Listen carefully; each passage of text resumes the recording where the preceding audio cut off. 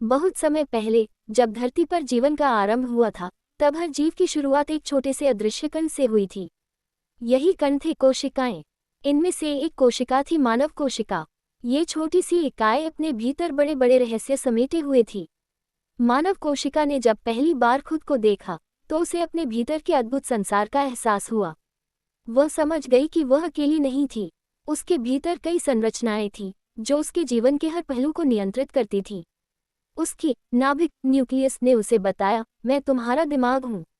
तुम्हारे हर निर्णय और क्रिया का नियंत्रण मेरे हाथ में है। माइटोकॉन्ड्रिया ने गर्व से कहा, और मैं तुम्हारी ऊर्जा का स्रोत हूँ। तुम्हें जीवन जीने के लिए जो शक्ति चाहिए, वह मैं देता हूँ।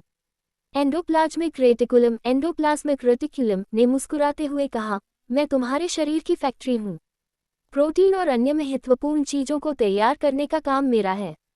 लाइसोसोम्स ने चुटकी ली, और मैं तुम्हारा सफाईकर्मी हूँ। हर खराब चीज को हटाने का जिम्मा मेरा है। मानव कोशिका ने देखा कि यह सब मिलकर काम कर रहे थे, जैसे एक शहर में अलग अलग विभाग।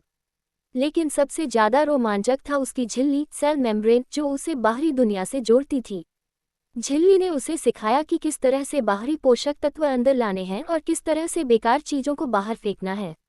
एक दिन मानव कोशिका ने अपने आसपास की दूसरी कोशिकाओं से बातचीत की। उसने देखा कि हर कोशिका अपने अपने काम में व्यस्त थी, लेकिन सभी मिलकर एक बड़े उद्देश्य की ओर काम कर रही थी। किसी का काम था हड्डियां बनाना, तो किसी का काम था रक्त बनाना। मानव कोशिका को यह समझ में आया कि अकेले उसका अस्तित्व अधूरा है। वह बाकी कोशिकाओं के साथ मिलकर एक बड़ा जीव बनाती है। यही जीव था मानव। और इस तरह मानव कोशिका ने अपने जीवन का महत्व जाना। उसने सीखा कि छोटी छोटी इकाइयां मिलकर ही बड़ी चीजें बनाती हैं।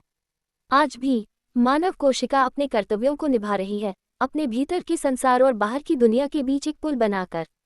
ये कहानी हमें ये सिखाती है कि चाहे हम कितने ही छोटे क्यों न हों, हमारा अस्तित्व महत्वपूर्ण है और हम सब मिलकर ही इस संसार को सुंदर बनाते हैं।